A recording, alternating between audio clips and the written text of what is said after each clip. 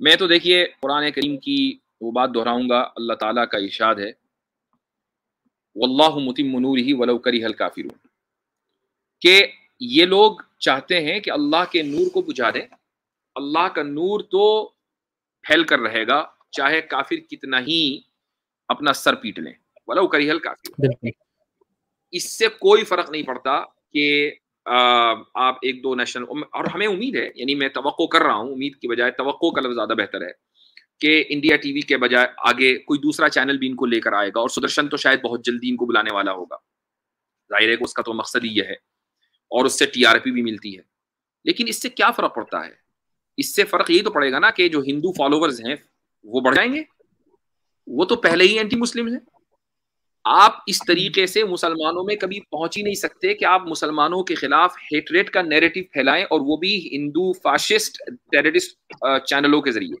आप कभी भी आप मुसलमानों के दिलों तक नहीं पहुंच सकते, ये मुमकिन नहीं है। तो अगर आप ये चाह रहे हैं कि हमारे मूवमेंट का मकसद है कि हम ज्यादा से ज्यादा मुसलमानों को कन्वर्ट कर लें, ये नहीं होगा, बल्कि आप बिल्कुल। मुसलमान और हिंदू खलीज को और गहरा कर देंगे।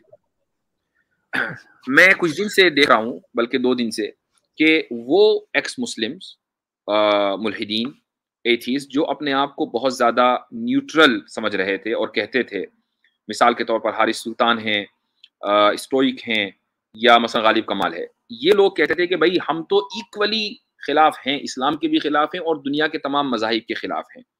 लेकिन मैं देख रहा हूँ कि हारिस सुल्तान की वीडियो आई और साहिल के हक में आई, और उन्होंने साहिल को बड़ा प्रमोट किया कि भाई देखो मुसलमानों ने उसको उसके खिलाफ डॉक्सिंग की थी और अब देखो साहिल नेशनल टीवी के ऊपर चला गया, और साहिल को गोया कि एक तरह से प्रमोट किया गया। मैं ये पूछता हूँ कि भाई आपकी ऑनेस्टी कहाँ चली गई?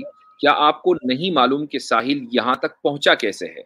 वो जब तक इस्लामोफोब टेररिस्ट नरसिंहानंद की गोद में नहीं बैठेगा, तब तक के वो अगले स्टेप को कवर नहीं कर सकता।